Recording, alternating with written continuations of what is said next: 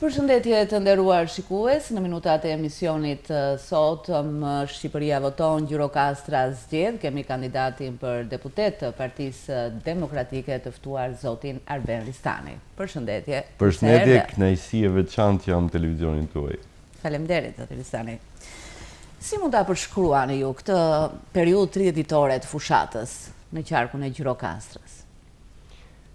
Fushata është në përgjithësi shumë intensive, me shumë takime, me shumë lëvizje.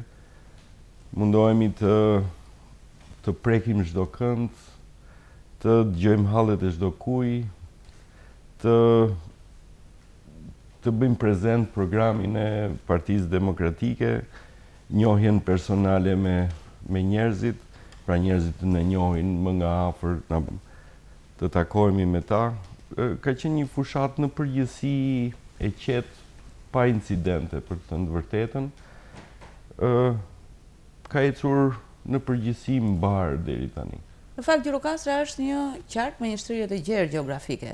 Sa keni mundur ta prekni, themi, dhe si për herë të parë në këtë qark? Organizimi i partive në këto zgjedhje ka qenë disi ose risi në fakt, sepse janë 4 kandidat në listën e hapur dhe 1 në listën e mbyllur. Kështu që jemi munduar ta ndajmë pak a shumë territorin në mënyrë që përfaqësuesit apo kandidatët e partisë të jenë kudo nëpër territor. Sigurisht është partia e para kudo nëpër territor, organizimi partjak, por dhe kandidatët kanë qenë të shpërndarë në territor. Kështu që territori është mbuluar i gjithi, është prekur pak a shumë i gjithi. Unë personalisht, përveç shpërndarjes së kandidatëve të tjerë, unë personalisht kam lëvizur në të gjithë territorin dhe kam bërë takime që nga Tepelena, që nga Memaliaj, Përmeti, Këlcyra, Zagoria, Libohova, Nepravishta, Dropulli dhe sigurisht Gjirokastra. Pra, kam lëvizur në të gjithë zonën dhe kam bërë takime në të gjithë zonën, tërësisht. Sigurisht që nuk mund të takojmë çdo kënd, por në mënyrë përfaqësuese jemi munduar që të prekim çdo cep të vendit. Dje për shembull e nisa që nga Dropulli i Sipërm, në Sotir, në Pepel, pa them aktivitetin e djeshëm, në Vrisera, ishim e mbyllëm në Derviçan një takim më të zgjeruar dhe më të madh. Pastaj kishim një takim lart, pra takimet zgjeruara këto në Libohov. Pra dita është e tillë, e ngjeshur, duke bërë aktivitete, duke takuar njerëz, duke dëgjuar, duke folur me ta. Në mënyrë që edhe shpjegojmë programin e partisë dhe prezantohemi me CV-të personale, po dhe dëgjojmë vërejtjet e tyre, hallet e tyre, në mënyrë që të jemi të përgatitur pastaj kur Partia Demokratike të jetë në pushtet, që ato halle ti mund t'i zgjidhim. Si djalë Zagorit, përmend dhe Zagorien sigurisht, si u pritët nga ata banorë të pak të themi që kanë mbetur në atë krahin? Ajo është zona ime, unë kam lind në Tiranë, por e ndjej që e ndjej afërsinë, po për hir të vërtetës kam kaluar shumë kohë kur kam qenë i vogël, edhe vendin e njoh pak a shumë me plumb. E nisëm që nga Çajupi deri poshtë kur dolëm në Poliçan. Ajo që të bie në sy është fakti që është zonë e braktisur. Zonë e braktisur, ka ngelur pak shtëpi, ka ngelur moshe tretë kryesisht, dhe varfëria ndjehet, dhe kjo më pikon në zemër, është një keqardhje e madhe që ajo zona që bukur, i mungon rruga, i mungojnë sigurisht shërbimet, dhe praktikisht është e braktisur dhe ka ngelur me moshën e tretë. Ata të presin me zemër të bardhë, presin me mirësi dhe me dashuri, kujtojmë historitë familjare. Unë kam vi nga një familje fotografësh, im gjysh ka qenë nga fotografët e parë në Tiranë, por kam një album shumë të gjerë fotografish edhe nga babai, se dhe ai ka qenë fotograf gjithashtu, dhe nis që nga fotot e gjyshes kur kornin barin në Çajup, deri ke fotot ke shtëpia e gjyshërve në Liar, kur kalova aty, po i vija rrotull në fakt shtëpisë, ta restauroj, mos ta restauroj. Po është e vështirë, rrugët mungojnë, është e vështirë për të quar materialet. Praktikisht jeta ka ngecur, sepse shërbimet mungojnë dhe popullsia është larguar. Nga takimet dhe bisedat që sigurisht keni patur në këto ditë me këta banor të rajonit të Gjirokastrës, cilat janë ato problematika që ju keni evidentuar, apo që ju janë referuar, kuptohet, nga banorët? Problematika e parë është mungesa e shërbimeve. Ndarja territoriale që u bë duke larguar komunat, largoi praktikisht shërbimet nga njerëzit. Shërbimet e bashkisë tani njerëzit i kanë larg. Por përveç shërbimeve të pushtetit lokal, janë shërbimet e pushtetit qendror. Këtu në Gjirokastër janë larguar shërbimet. Pra njerëzit duhen për të marrë dokumente arkivore, për shembull duhet ikin jashtë Gjirokastrës, duhet vënë në Fira, në Lushnjë ku janë dokumentat arkivore. Për të marrë shërbimet e drejtësisë, për shembull çështjet administrative që kanë të bëjnë me gjoba, kanë të bëjnë me çështjet e konflikteve të punës, apo domosdoshmë çdo çështje administrative që mund të kenë, gjykatat janë në Lushnjë dhe gjykatat e apelit në Tiranë. Pra shërbimet e drejtësisë janë larguar nga banorët dhe ata nuk i marrin. Po kështu shërbimet spitalore, po kështu shërbimet e arsimit, pra shërbimet arkivore, hipotekat. Pra njerëzit nuk zgjidhin dot hallet sepse zyrat e shtetit nuk janë më në Gjirokastër, janë shumë larg. Dhe imagjino që për fshatrat bëhet akoma dhe më e vështirë për zonën rurale që të marrin shërbimet. Dhe kjo për mua është çështja kryesore që ka shkaktuar pastaj dhe shpopullimin e Gjirokastrës, e kombinuar kjo sigurisht dhe me varfërinë. Por janë dhe disa problematika bazike, për shembull kudo në fshatrat e Zagorisë apo të Dropullit kam ndeshur edhe në vende të tjera, sigurisht po flasim për zonat afër Gjirokastrës, kam ndeshur me 3 problemet bazike: rruga e prishur, mungesa e ujit dhe mungesa e dritave.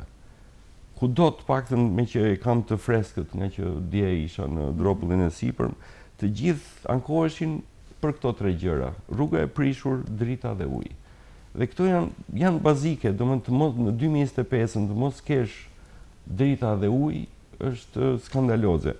Dhe një moment shumë i dhimbshëm dje në Sotir, gjatë kohës që unë po bisedoja me banorët, vjen një makinë që na afrohet, edhe i pyet çfarë është kjo makina? U thash makina e bukës që na vjen 2 herë në javë. Pra buka vinte me një makinë që ua shërbenin 2 herë në javë. Edhe 1 herë në javë për ushqimet e tjera, sepse nuk kanë dyqane, nuk kanë asgjë, nuk kanë drita, nuk kanë ujë. Dhe sigurisht pastaj fshatrat braktisën, njerëzit largohen, Shqipëria shpopullohet. Dhe këto janë probleme që ne patjetër duhet i zgjidhim. Po pra, sa gjejnë zgjidhje këto probleme, këto problematika në platformën e Shqipërisë madhështore?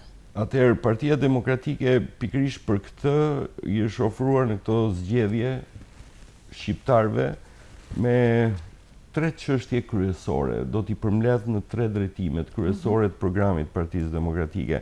E para, na duhet në mënyrë imediate të nxjerrim shqiptarët nga varfëria. Dhe që të bëjmë këtë është kjo paketa e dhëmshurisë që ne e kemi quajtur, e cila përmbledh faktin që ne duhet vendosim patjetër minimumin jetik. Minimumin jetik të cilin e kemi përcaktuar ke 20.000 lekë apo ke 200 eurot në muaj. Që do të thotë që çdo shqiptar i cili ka nevojë për ndihmë ekonomike, çdo shqiptar i cili ka nevojë për pagesën e paaftësisë, të ketë të padiskutuara 200 euro në muaj të ardhura. Çdo pensionist i cili se këtu duhet të themi dhe një fakt që në Shqipëri mbi 50% e pensionistëve marrin pensione jo të plota, që do të thotë pensione ke 80.000 lekë i vjetër, ke 100.000 lekë i vjetër, që do të thotë me këtë paket që ne ofrojmë, çdo kush nuk do të ketë pension më të vogël se 200 euro. Dhe pastaj pensionet aktuale do të rriten me 20% të vlerës së tyre.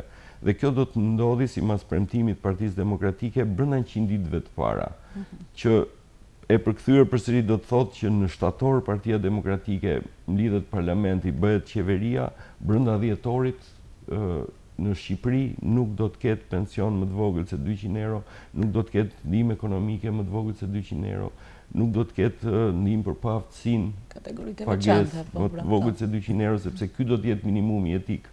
Dhe pastaj të tjera do të vazhdojnë të rriten më shumë. Po kështu kemi planifikuar të vendosim pagën minimale ke 500 euro, pagën mesatare ke 1.200 euro, pagën e mësuesve, por kjo jo e menjëhershme, brenda 4 vjeçarit të parë të qeverisjes do të arrijë në 1.500 euro, dhe paralelisht me këtë kemi planifikuar të ulim çmimin e energjisë elektrike ke 7 lekë për kilovat, të ulim çmimin e naftës në mesataren e rajonit, përsëri për ta shpjeguar, duke qenë se në Greqi, Gjirokastra dhe zonat përreth saj kanë kollaj të dalin dhe kanë dalë në Greqi dhe shohin që atje naftën e blen me 1.4 të euros, në Maqedoninë e Veriut me 1.1 euro, në Kosovë me 1.3 euro, ndërkohë që në Shqipëri naftën e marrin me 1.800, pra 1.8 euro, dhe në rast se ne vim ke mesatarja e rajonit, kjo do të thotë që për një mbushje të makinës, për ta thënë thjesht, me 50 litra ti të kesh kursyer 20-25 euro për çdo mbushje me 50 litra. Pra, duke ulur çmimin e energjisë elektrike, çmimin e naftës, duke vendosur minimumin etik, duke ngritur rrogat e pensionet, duke ulur taksat, sepse do të vim prapë ke taksa 10% nga 15% që është sot, unë mendoj që është një, ose Partia Demokratike ka menduar që është një paket e mirë së pari për të eliminuar varfërinë ekstreme, për t'i nxjerrë shqiptarët nga varfëria. Dhe paketa e dytë është orientimi i ekonomisë. Nga orientimi i ekonomisë ke ndërtimi, siç ka qenë gjatë viteve të drejtimit të rilindjes, ta kthejmë ekonominë tek prodhimi. Pra në mënyrë që ekonomia shqiptare të prodhojë. Çdo të thotë të prodhojë, do të arrim të kemi dhe markën tonë, pra Made in Albania, prodhime që prodhohen në Shqipëri, që marrin etiketën e prodhimit shqiptar dhe që të mund të tregtohen qoftë brenda qoftë jashtë vendit. Të kthesh Shqipërinë ke prodhimi, sidomos industrinë e lehtë dhe ushqimore që ne mund ta zhvillojmë, përsa kohë që zona rurale ka nevojë të ringrihet nëpërmjet subvencioneve të bujqësisë, jo se sot nuk subvencionohen, po subvencionohen në mënyrë klienteliste dhe subvencionohen jo në masën e duhur. Pra, ne do të kthehemi ke subvencionet e bujqësisë, ku çdo bujk do të marri patjetër subvencionin për çdo krerë bakti që ai ka, subvencionin për pemtarin që ai zhvillon, në mënyrë që bujqësia të prodhojë, por ajo pastaj do të shoqëruar me dhomat frigoriferike që duhen, me përpunimin e prodhimeve bujqësore që duhen, pra duke u kthyer ke prodhimi do të nxisim këtë përpunimin e industrisë lehtë dhe ushqimore, në mënyrë që Shqipëria të fillojë të prodhojë dhe nëpërmjet kësaj të hapen sigurisht vende pune dhe të rritemi ekonomikisht për të qenë një vend i denj i familjes evropiane.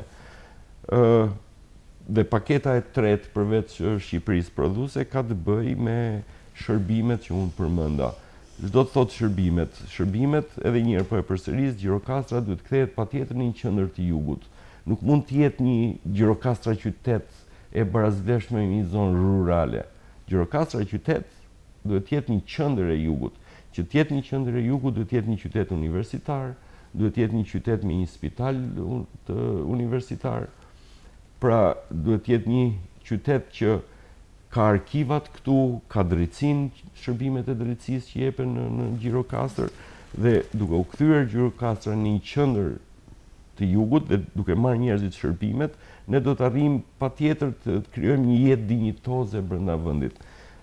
Dhe diçka më specifike, e Majta në filozofinë e saj është antifamilje. E Majta në filozofinë e saj është anti-komp dhe anti-zot. E kundërta është e djatha. Dhe pikërisht për këtë ne duam të mos e drejtojmë familjen atje ku po e çonte e Majta tek prindi 1 dhe ke prindi 2. Ne duam familjen ta orientojmë ke familja tradicionale, ke martesa e mire, burrit me gruan dhe ke fëmijët. Dhe për këtë kemi vendosur në paketën tonë që për çdo grua që do të ketë fëmijën e parë, do të ketë një shtesë në pagë prej rreth 70 eurosh. Çdo grua që do të ketë fëmijën e dytë, do të ketë një shtesë në pagë prej 60 eurosh dhe fëmia e tretë që do të merret në ndihmën e shtetit derisa të arrijë moshën madhore.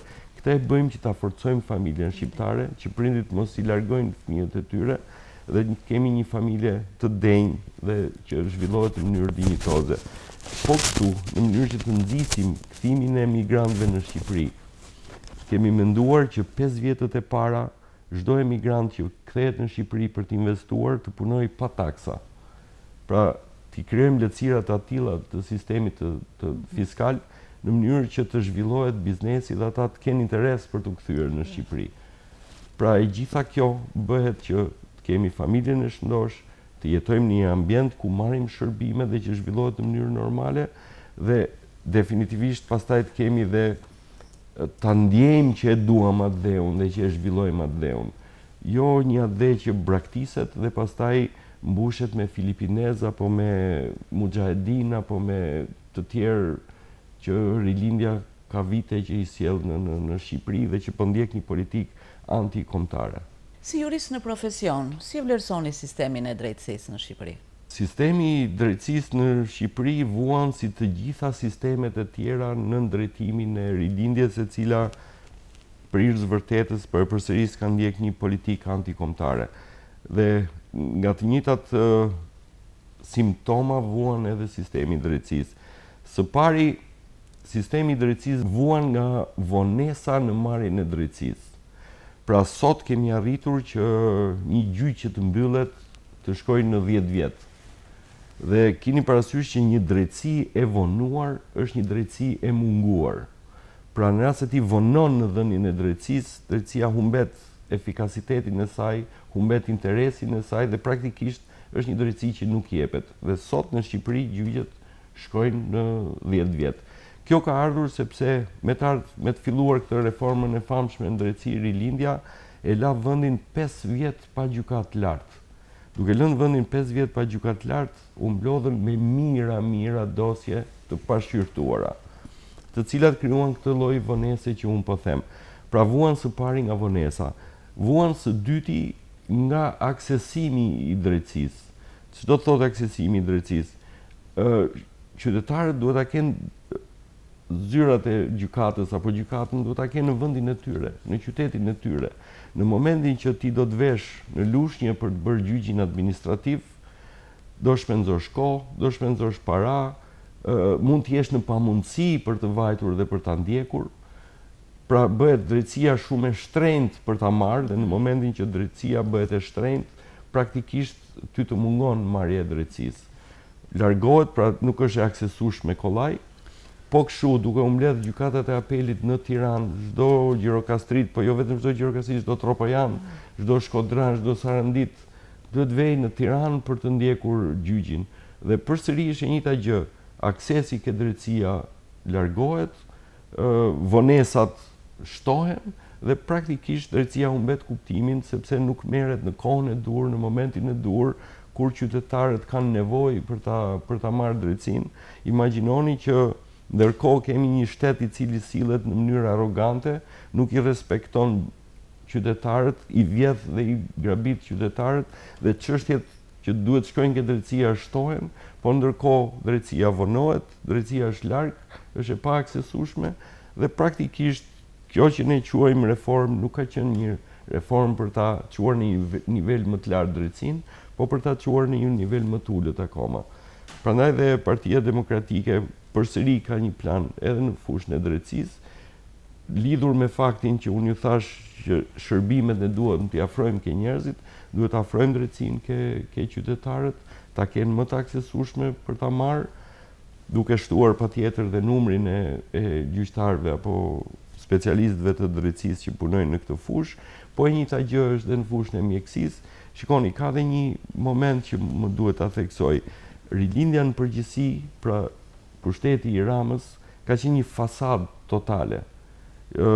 Juve kujtoni që kur Rama erdhi për shembull në qytetin e Gjirokastrës, bëri një vizitë ke spitali dhe çdo gjë u përqendrua tek fasada. Pra ishte suvatuar apo s'ishte suvatuar, ishte suvaja në rregull apo s'ishte, ndërkohë që spitali është aparatura. A ka në atë spital aparaturat e duhura që t'ju shërbejnë të smurve? A funksionojnë ato?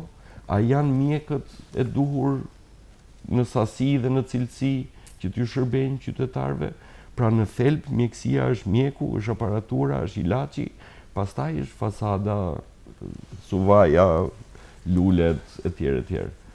Dhe në këtë pikpamje, prandaj them që votimi në këto zgjedhje merr edhe ngjyrime patriotike, sepse është një vot kundër atyre që e vjedhin Shqipërinë, kundër atyre që e grabisin Shqipërinë, kundër atyre që e varfrojnë Shqipërinë, kundër atyre që e shpopullojnë Shqipërinë. Dhe në këtë kuptim vota merr dhe ka kuptim patriotik. Të votosh në këto zgjedhje është t'i shërbesh Shqipërisë. Po një opinion, një vlerësim për punën e SPAK-ut? Unë besoj që aty ka prokuror të mirë, prokuror të përgjegjshëm, por ndërhyrja e pushtetit, ndërhyrja e Ramës ka qenë e papranueshme dhe e ka çorientuar, le të themi, punën e tyre. Prokurit të tilla ngrihen për nevoja të veçanta, sepse në përgjithësi sistemi nuk ka nevojë për prokurit veçanta apo për gjykata të veçanta apo speciale. Por ne për shkak të problematikës që kemi pas me krimin e organizuar dhe me korrupsionin, jemi detyruar të kemi prokuri speciale apo gjykata speciale, siç kishim përpara se të krijohej SPAK-u dhe gjykatën e krimeve të rënda apo prokurinë e krimeve të rënda, të cilat praktikisht bënin të njëjtën detyrë që bën edhe SPAK-u. Çështja është që sa politika ndikon tek organet e drejtësisë. Në rast se politika do të jetë dorëjashtë ke puna e drejtësisë, atë drejtësia e jep efektin, drejtësia e bën punën e saj.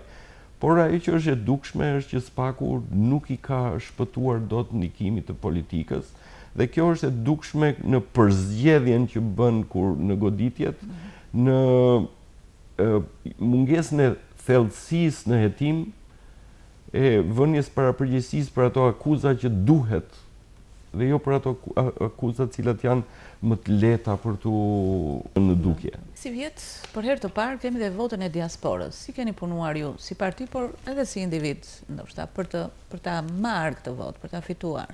Pasi në qarkun e Gjirokastrës, të paktën nga platforma të regjistruar duhet jenë diku te 8500 ndoshta. Janë mbi 8000 të regjistruar. Nga informacionet që kam unë deri 2 ditë përpara kishin ardhur rreth 4000 nga votat e diasporës në kuadër global, pra në gjithë botën, dhe në fakt priteshin dhe disa të tjera. Nuk besoj që do ta kapin shifrën e regjistrimit. Mbase po, por nuk besoj duke parë dhe parregullësitë që janë vënë në dukje. Por gjithsesi ka qenë një interes i shtuar i diasporës për të votuar, një përgjegjësi e shqiptarëve jashtë Shqipërisë për të kontribuar me votën e tyre.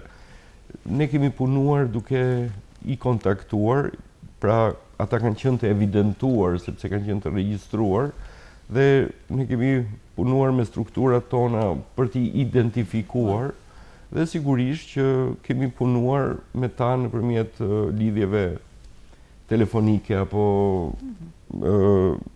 personave që kanë qenë nga strukturat e partisë të organizuar në jashtë kufive, për t'i kontaktuar, për t'ju shpjeguar atyre programin e Partisë Demokratike, për t'ju treguar se pse duhet votojnë të djathtën dhe jo të majtën në Shqipëri, për t'ju thënë që e majta kudo në botë nuk ka pas hajër, jo do ketë në Shqipëri, por kryesisht për t'i shpjeguar programin e Partisë Demokratike dhe reagimet kanë qenë pozitive nga të dhënat që ne kemi nga strukturat tona apo nga kontaktet direkte që kemi pasur me votuesit jashtë Shqipërisë. Dhe si e shihni rezultatin e kësaj gare në qarkun tonë? Unë besoj, kam bindjen e plot që Gjirokastra do dali barazim, pra ne do të marrim 2 mandate në qarkun e Gjirokastrës.